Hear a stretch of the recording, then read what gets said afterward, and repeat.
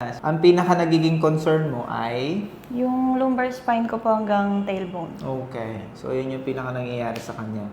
Okay. So, ito yung pinaka nagiging progression. Okay? So, curve papunta ng right side, which is dextroscoliosis. So, you have a mild scoliosis. Pero at least, hindi naman sobrang halata. At hindi naman sobrang nagiging progressive. That's clear. Oh. Wow. Down, down, down. That's good. Yan. Okay. That's good. Yan. Shoulders. That's good. That's good.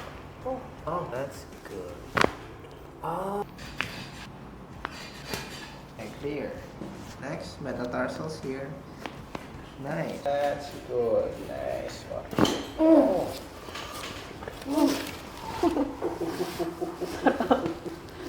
Hanggang saan mo siya naramdaman? Leg. Buong leg.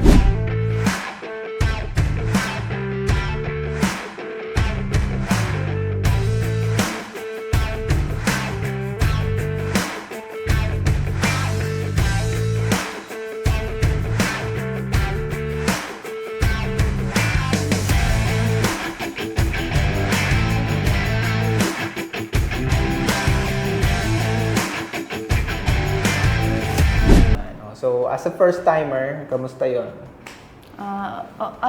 Okay naman po masarap. Tapos nakaka-release nga po siya ng mga nanakit. Oo, yung mga hinanakit. Ikaw, kamusta? May gusto ka bang sabihin or batiin, ganyan? Shout out, may sasandan ako dyan. Yun, no? Bubudulin ko. Ayun. No? Thank you so much again for trusting. Okay? Yeah. Dahil.